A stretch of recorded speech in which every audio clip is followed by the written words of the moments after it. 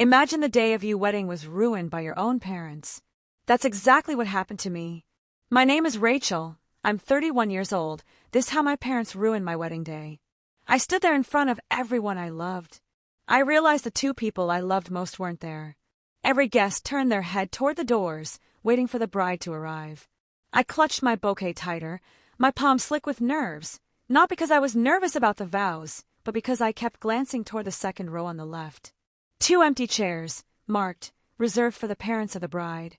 They were still empty. Now tell me, where are you chatting from? Drop your location in the comments below. I'd love to know where you're watching from while we dive deeper into this story. The ceremony was about to start. Ethan, my fiancé, caught my eye at the altar. He smiled, that patient, gentle smile that had gotten me through everything. But behind his smile, I saw the same question mirrored in his eyes. Where are they? Before we go any further, make sure to subscribe to the channel if you love stories filled with mystery. Trust me, you don't want to miss what's coming next. Flashbacks flickered like old film reels. My mother, Elaine, was laughing as I tried on my wedding dress for the first time. My father, Thomas, saying he couldn't wait to walk me down the aisle. I had bought them everything. The flights from Ohio, the hotel in the city, even the custom outfits they'd chosen themselves. I sent reminders. I booked car service. They said they'd never miss this day. And yet, the music started. The bridesmaids walked. The groomsmen followed. Then it was my turn. The heavy doors opened.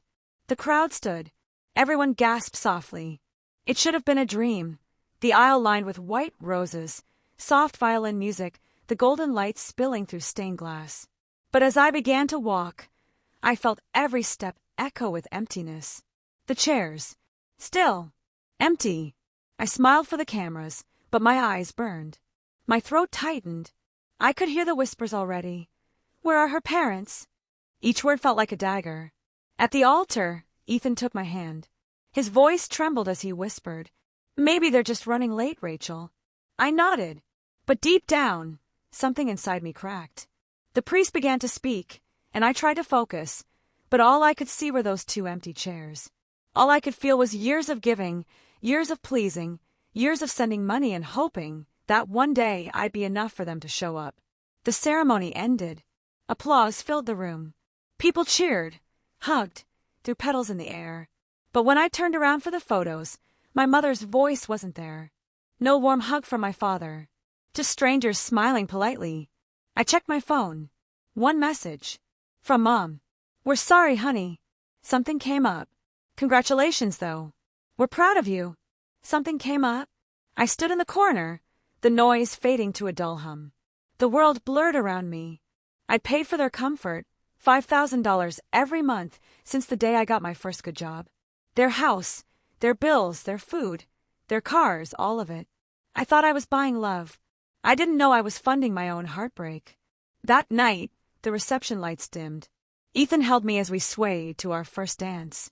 But even then, I couldn't stop checking my phone. No call. No voicemail. Just a message, "We're sorry, sweetheart." After the party, I sat alone in our hotel suite, staring at my phone screen. My makeup was smudged, my wedding dress still on.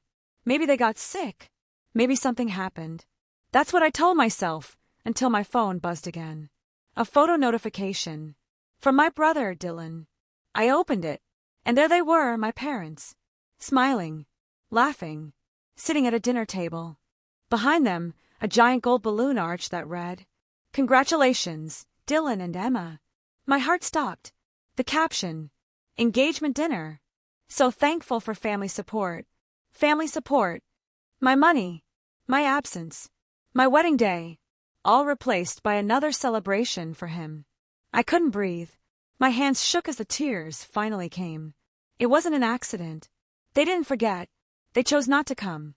And in that moment, I made a silent promise, one that would change everything. You took my kindness as weakness. You used my love like a credit card. But one day soon, you'll see the cost of betrayal. That night, I learned the truth. No matter how much love you buy, it'll never fill an empty heart. But if you stay with me, you'll see how I turned that pain into power. Because this was just the beginning. People always told me I was the good daughter. Responsible. Reliable. The one who kept her family together when no one else could. But nobody tells you that being the good one often means being the forgotten one. The night after my wedding, I didn't sleep. Ethan lay beside me, his breathing slow, calm, the kind of peace I hadn't known in years. I kept scrolling through my phone. Every photo of my parents at Dylan's engagement dinner felt like another stab in the chest. My mother's pearl necklace, the one I bought her for her birthday, shimmered under the restaurant lights. My father's smile stretched wide. They looked happy, happier than I'd ever seen them. And suddenly it hit me. That wasn't new. They'd always looked happiest when I wasn't around. Growing up in Toledo, Ohio, I learned early that love came with conditions. Dad used to say, "Dylan's just a late bloomer, Rachel. He'll find his way." Mom would nod. "You're our little star, but you've got to help your brother shine too." So I did. I shared my toys, my allowance, my birthday gifts. When Dylan crashed his bike, I took the blame. When he failed math, I stayed up tutoring him till midnight. He still failed. But guess who got grounded for not helping enough? Me. By 16, I had 2 part-time jobs. One at a diner, another at a grocery store.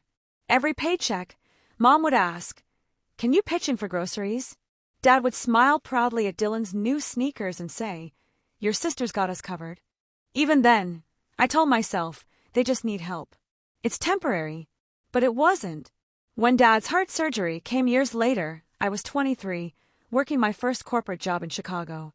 I wired them $10,000 for medical bills. Mom cried on the phone. Dad said, "You're our angel, Rachel. We'll pay you back soon." They never did. Instead, they started asking for a small, monthly contribution. Just until they were back on their feet. That small payment became $5,000 every month. Rent, utilities, their mortgage. I covered it all. And I was proud of that, because that's what good daughters do. Right? Ethan used to warn me, "Rachel, you're not their bank. You're their daughter." But he didn't understand. Love, for me, always came with an invoice. And I was willing to pay it.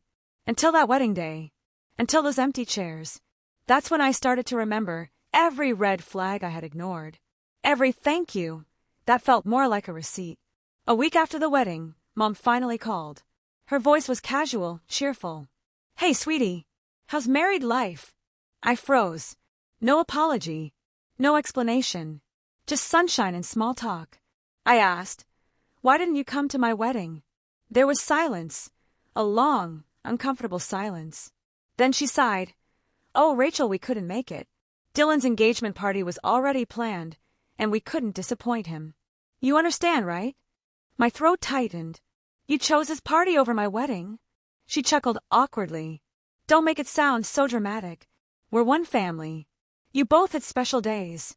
I hung up before I said something I'd regret. But that call replayed in my mind for days, over and over. The way she said, "You understand, right?" Like my feelings didn't matter. One evening, Ethan came home to find me buried in old receipts. Bank transfers, Western Union slips, Cash App confirmations. 6 years of help.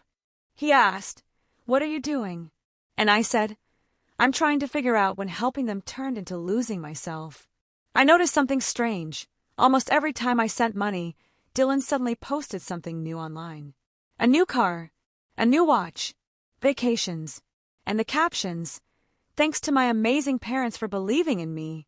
My parents, who hadn't bought a thing. They were giving my money to him. I felt the air leave my lungs. That night, I stared at my reflection and whispered, "You weren't the good daughter. You were the replacement parent." The next morning, I got another text from Mom. "Sweetheart, Dylan's starting a business. Could you send a little extra this month? You know how much he looks up to you." That was the moment something inside me broke. I typed back, "Of course, Mom. I'll send it tomorrow." But I didn't. For the first time in years, I didn't. And when I hit send on that empty lie, it felt like taking my first real breath. And I was about to learn what happens when you stop feeding someone's dependence. The next few weeks were quiet, too quiet, until Dylan called. His voice, cold and impatient.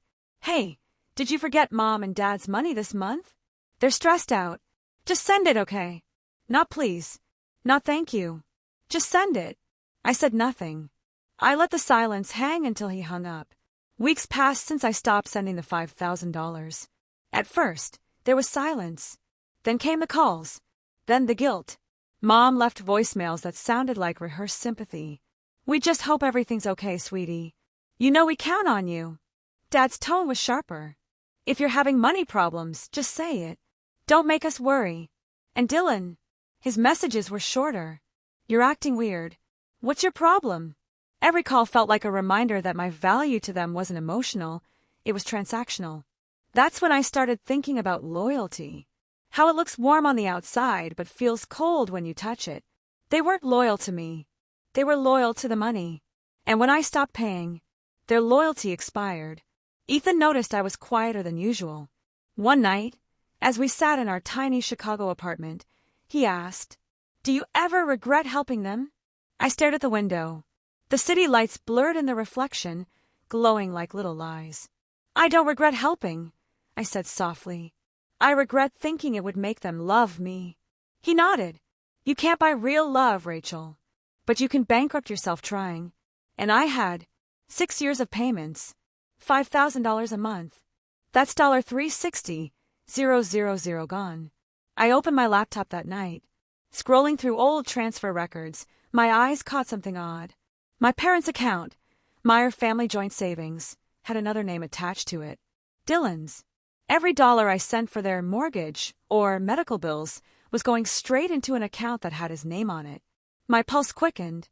I checked timestamps. Each time I sent money, Dylan would post something within 48 hours. A watch, a trip, a new car. All of it bought with my help. That was the moment everything changed. Because I realized I wasn't just being taken advantage of. I was being used. And maybe for the first time, I didn't feel sad. I felt angry. The next morning, Mom called again. "Sweetheart, Dad's not feeling well. The doctor says he might need another small surgery. Could you?" I cut her off gently. "How much?" She hesitated. "Just $10,000 to start." I smiled to myself, not out of kindness, but out of clarity. "Of course, Mom," I said softly. "I'll handle it." I hung up before she could say thank you. Because there wouldn't be a payment this time. But there would be a lesson. That night, I began documenting everything. Emails, texts, transfers, voicemails, every emergency, every favor, every excuse. 4 years, I had been funding a lie, and I was done playing the fool. Ethan watched as I created folders labeled Meyer transfers, medical lies, and Dylan's expenses. He said, "What are you doing?" I smiled faintly, "Building a record, in case they ever decide to test my loyalty again." He nodded, slowly. "You're planning something." I didn't answer. Because I was. When you start seeing people for who they really are, you can't unsee it. Mom's sweet voice started sounding manipulative. Dad's concern started feeling like control. And Dylan's arrogance, that smug confidence, it wasn't charm anymore. It was entitlement, built with my money. I used to think family was sacred, but sacred things don't demand payment plans. A few days later, another text came. From Dylan this time. "Thanks for covering the last payment. Dad says he'll talk to the bank this week." Except, I hadn't covered anything. No payment. No money. Nothing. So what payment was he talking about? I logged into my online banking again. No transfers made. No auto payments active. My blood ran cold. They were still using my account. Somehow, my parents had access to my old routing number. I froze. Realization dawned like a storm. They had been pulling funds without my permission. I sat at the kitchen table that night, staring at the computer screen. Every transfer, every timestamp, every stolen dollar. I whispered to myself, "You wanted loyalty? Fine. You can have it, at a price." That was the night Rachel Meyer stopped being the giver and started becoming something else entirely.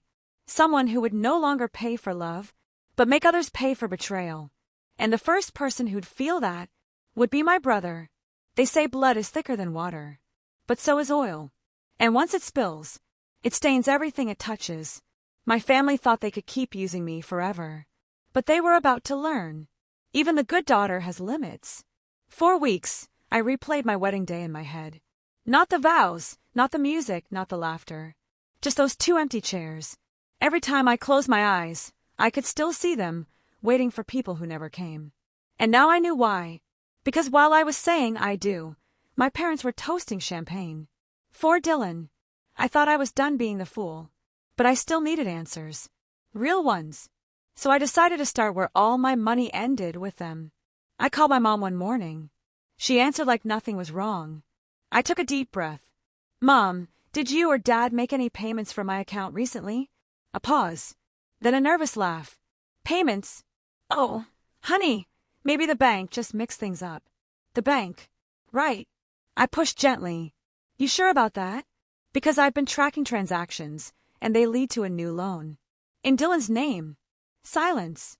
Then click. She hung up. That was my confirmation. They weren't careless. They were hiding something. That same day, I requested my full financial statement. The next 48 hours felt endless. When the file finally arrived in my inbox, my hand shook as I opened it. Page after page of withdrawals, electronic transfers, and joint signatures. All linked to one purpose: Dylan's engagement expenses. His ring. His venue. His car.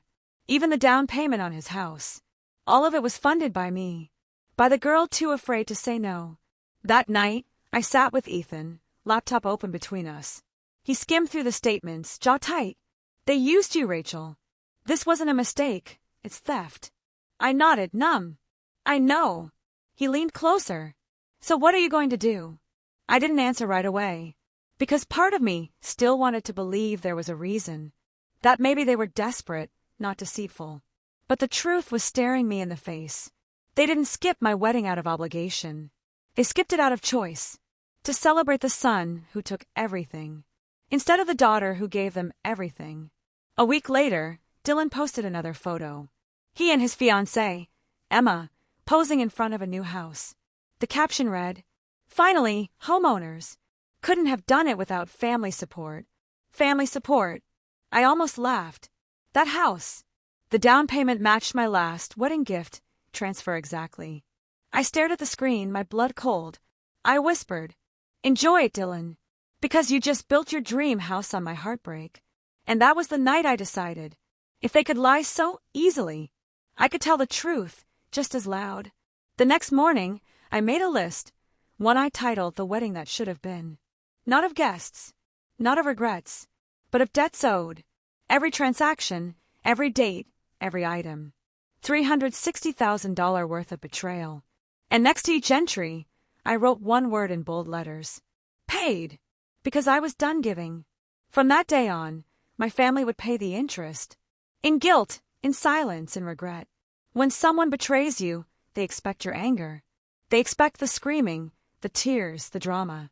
What they never expect is your calm. And mine terrified them. Mom called again a few days later. "Rachel, sweetheart, we've noticed some bank issues. Are you sure everything's okay?" I smiled to myself. "Everything's fine, Mom. Better than ever." Then I added, "Oh, and congratulations on Dylan's new house. It looks beautiful." Her breath caught. You saw that?" "Yes," I said quietly. "And you know what? I'm proud of him. I just wish I'd been invited to that celebration too." There was silence on the other end. The kind that cracks between words when guilt starts to sink in. We didn't mean to, but I ended the call. Because I was done listening to half apologies wrapped in lies. They taught me that family meant sacrifice. But all my sacrifices had built a kingdom where I wasn't even welcome. So I stopped trying to be the good daughter, and started learning what it meant to be my own person. But I wasn't done yet, because one secret was still hiding in plain sight. Something that would turn everything I thought I knew upside down. And it was waiting for me back in Ohio. There's something strange about driving home when you no longer know what home means. The streets look familiar. The houses haven't changed. But somehow, everything feels foreign. Like, even the air remembers what you don't want to. I hadn't been back to Ohio in over a year. Not since I moved to Chicago, got my dream job, and started sending $5,000 a month to my parents. As I turned onto Maplewood Drive, I saw it, the house I grew up in. Same faded blue shutters, same cracked mailbox. But the driveway was different. There, gleaming under the rain, sat a brand new white SUV. Dylan's car. The one my money paid for. I stood at the front porch for a long minute before knocking. The porch light flickered on, and the door swung open. Mom's face froze mid-smile. "Rachel! What a surprise!" Her voice carried that practiced warmth, the kind that used to comfort me as a child but now felt plastic. "Come in, honey, come in. You should have called first. I wanted to see you," I said simply. "In person." As I stepped inside, laughter drifted from the living room. Familiar voices. Then his. "Dylan. Ma. Did the pizza get here?" He stopped when he saw me, his grin fading. "Oh. Hey, sis." I glanced around. The table was set for 6. Candles. Plates. A cake with congratulations.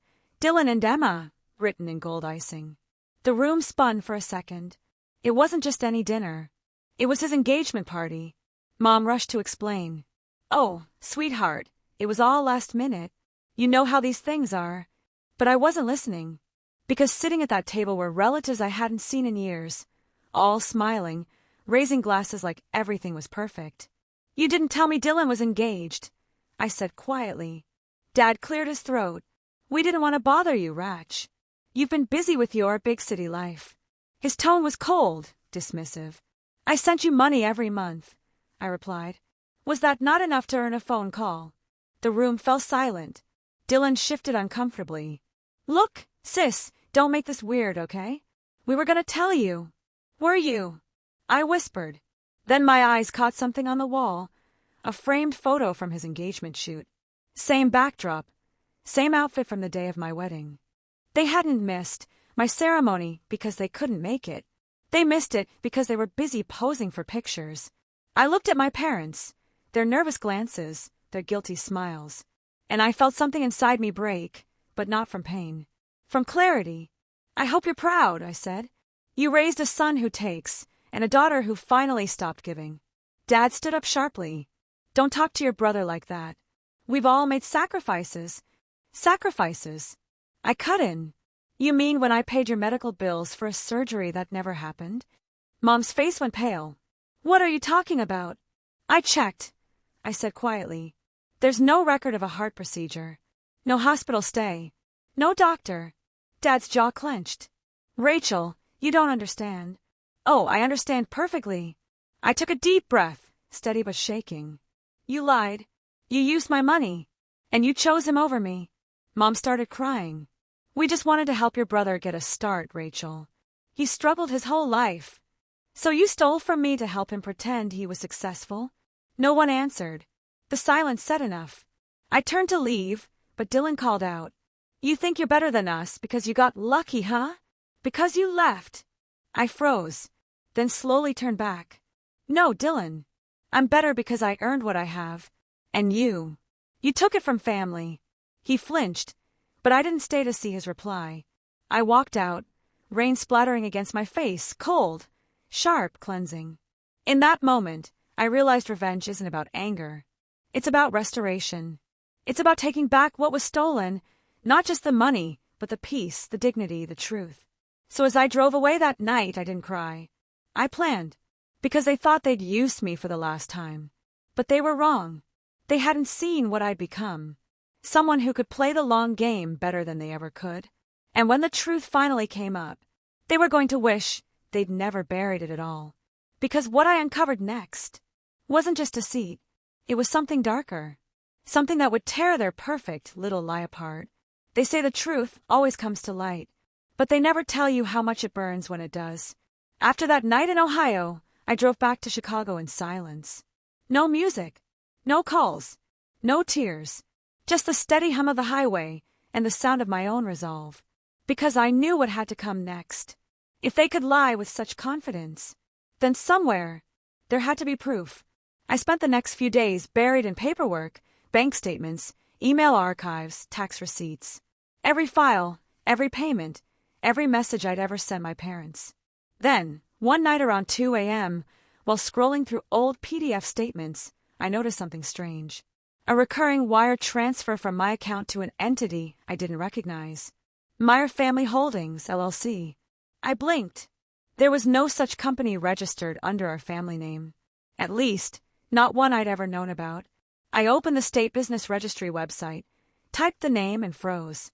There it was, an active business listing. Founded 3 years ago. Registered by Thomas Meyer. My father. He didn't just take my money. He built a whole business shell to funnel it. To make it look like family investments. My stomach dropped. This wasn't just emotional betrayal. It was criminal manipulation. The next morning, I called Ethan. "Hey," he said, half asleep. "You okay?" "No," I said. "But I think I finally know what I'm dealing with." He listened quietly as I explained the LLC, the fake accounts, the transfers that started right after I got my first big bonus. "You think your dad was laundering your money?" "I think he was protecting Dylan," I replied. "And hiding it from me." "You can report this, Rachel." I hesitated. I could make them confess first. I needed evidence. Not just screenshots or statements. I needed the ledger. The real one. The one my father used to track every family fund movement. And I knew exactly where it would be. Their home office. I drove back to Ohio again that weekend. They didn't know I was coming. But this time, I wasn't visiting as a daughter. I was coming as a ghost. Invisible, silent, and unstoppable. I parked 2 houses down, waited until the lights inside went dark. Then I walked up the side of the house, heart pounding. The back door was unlocked. It always was. Some habits never change. Inside, the air smelled like dust and denial. I moved through the kitchen, down the hall, until I reached the small study room where Dad kept his old filing cabinet. I pulled open the drawers. Tax forms, old receipts, insurance policies. Then I saw it. A black, leather-bound notebook. The edges are worn. The label on the front read, "Family expenses, private." My hand shook as I opened it. Rows and rows of handwritten notes stared back at me. March 2022, $5,000 deposit, Rachel. June 2022, transfer to Dylan, car loan. December 2023, Emma's ring deposit. February 2024, wedding venue payment. Each entry detailed where every dollar of my money went. And then, one line at the bottom of the last page, underlined twice, stopped me cold. Remaining balance to trust fund, Rachel not to know. I felt the room tilt. My parents had told me my father's heart surgery had drained them financially. But the truth? They'd used my sympathy to funnel cash into Dylan's fake future. I snapped photos of every page. Then I slipped the notebook back exactly as I found it.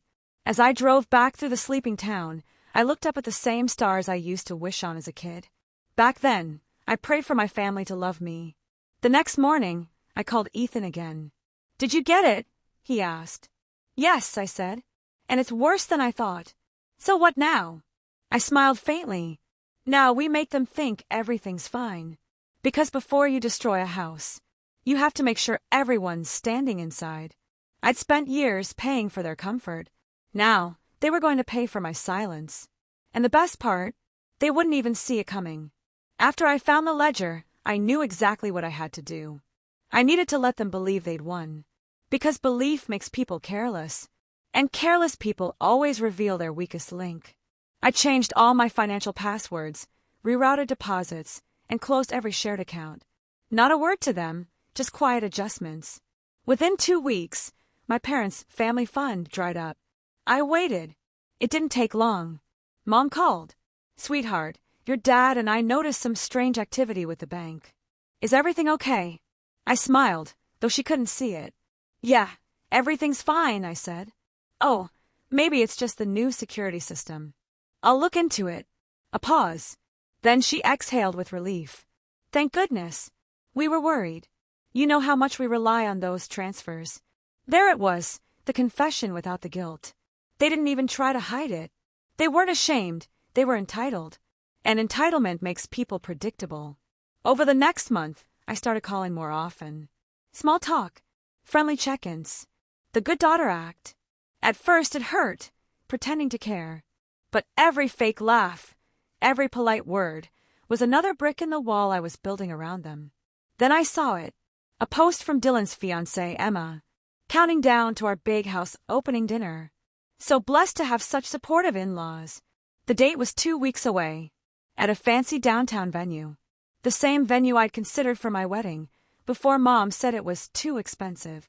I knew exactly where to start. The next day, I called Dylan. Hey bro. I saw the post. Congrats. He sounded surprised. Thanks? Didn't think you'd care. Of course I care. Family's family, right? He hesitated, then relaxed. Yeah, guess so. You gonna come? I smiled. Wouldn't miss it. My next step was to show up. Not as the hurt sister, but as the calm storm walks straight into their sunshine. The night of the dinner, I dressed carefully, elegant, quiet, deliberate. When I arrived, heads turned. Mom's smile faltered. Dad looked like he'd seen a ghost. Dylan forced a grin. Wow, Rachel, didn't expect you here. I kissed him on the cheek. Why wouldn't I be? I'm part of this family, remember? We sat through dinner, laughter, speeches, toasts. I barely spoke. I just observed. Every proud comment about family unity made my jaw tighten. Every "we've been blessed with support" made my heart burn. And then the perfect moment arrived. The event coordinator, someone I knew from college, came over, smiling.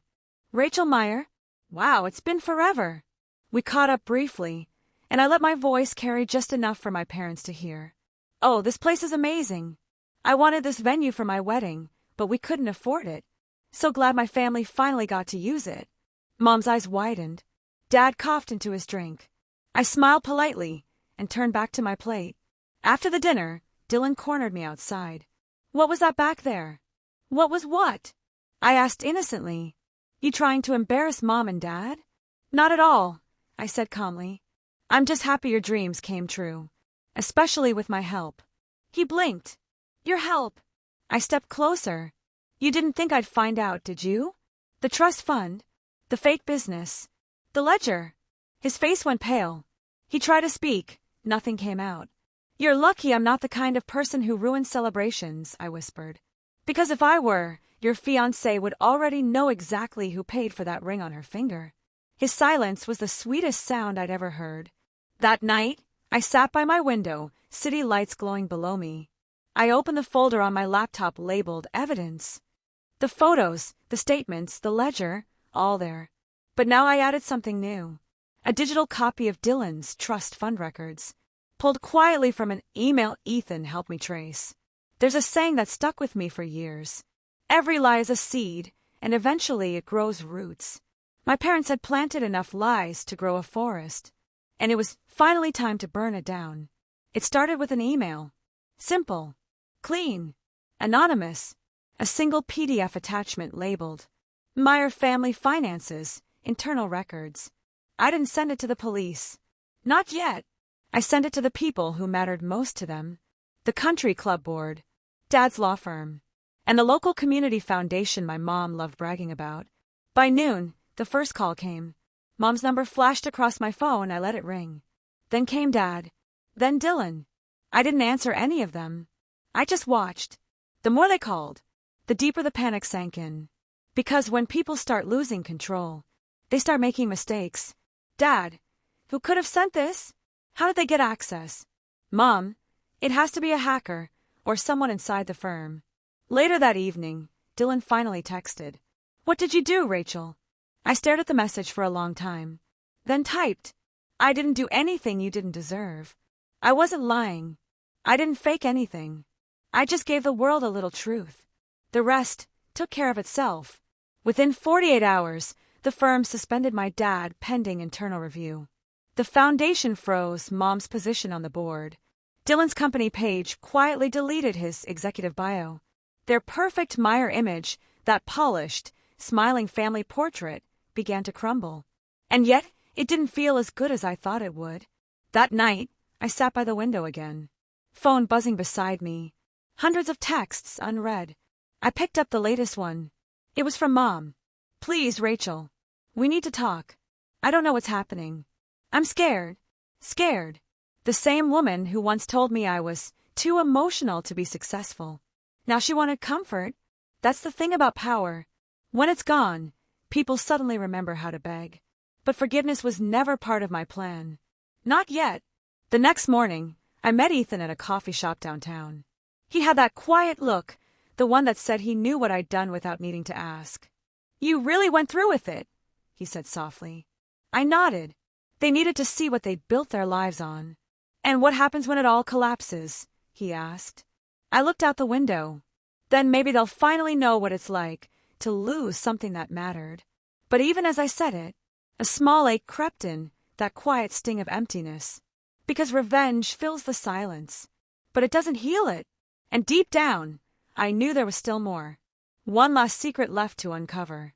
2 days later, I received a call from an unknown number. A woman's voice came through. Hi, is this Rachel Meyer? Yes, I said cautiously. This is Detective Laura Jenkins from the Chicago Financial Crimes Unit. We're investigating irregularities involving your parents' accounts. Your name came up in one of the documents. We'd like you to come in for a few questions. My chest froze. I had been careful, but not invisible. When I hung up, I saw another message come through. From Dylan again. You think you're safe? You're not. You ruined us, and now everyone's coming after you too. I stared at the words. He wasn't wrong. The fall had begun for all of us, because the detective's call would lead me straight to a truth even I wasn't ready for. A truth about why my parents skipped my wedding. When Detective Jenkins called, the first thing I felt wasn't fear, it was curiosity. If the law was closing in on my parents, then maybe, finally, the truth I'd been chasing was about to show itself. But part of me wasn't sure I was ready to hear it. The next morning, I walked into the downtown precinct. The fluorescent lights buzzed, cold and colorless, bouncing off the polished floor. I sat across from Jenkins in a small interview room. No cuffs, just 2 cups of coffee and a recorder between us.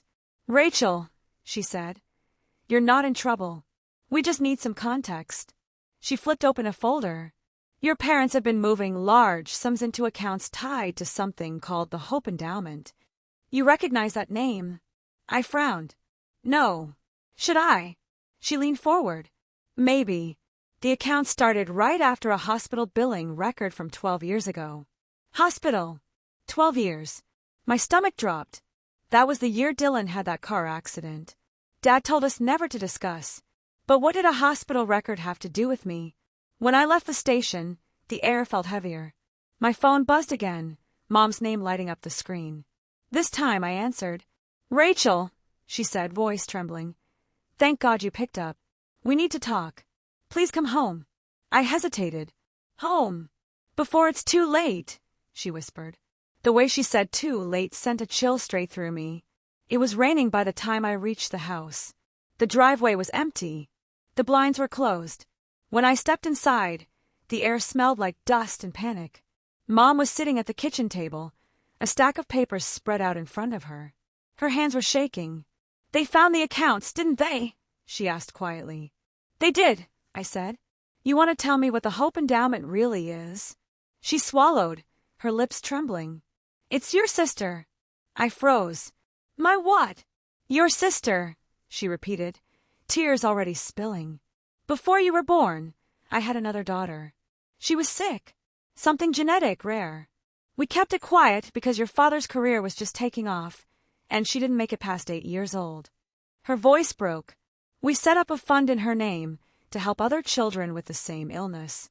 But over the years, she looked away. Your father started using it differently. I felt my throat tighten. Differently? You mean he stole from it? She nodded once, barely. He said he'd pay it back. Then Dylan got into trouble, and I cut her off. Don't you dare say this was about protecting us. It hit me like a tidal wave. Every dollar I'd sent them. Every emergency. Every loan. They weren't just living off my generosity. They were laundering money through a charity named after a sister I never even knew existed. The storm outside grew louder. Thunder cracked. Why didn't you come to my wedding? I asked.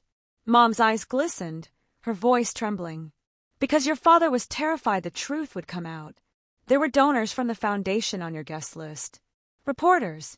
If someone recognized the name on the ledger, everything would have unraveled. I just stared at her. So you didn't skip my wedding out of spite, I said slowly. You skipped it to protect a lie. She tried to speak, but I stepped closer. You buried a daughter, I whispered, and then used her grave to fund your lifestyle. Mom's tears fell freely now. We thought we were saving the family, she said weakly. You didn't save it, I said, shaking my head. You sold it. I left before she could say another word. The door slammed behind me, the rain swallowing her sobs. I walked down the driveway, every step heavier than the last. The truth didn't set me free that night. It chained me to something darker. Because now I knew what I was really avenging. This wasn't just about me anymore.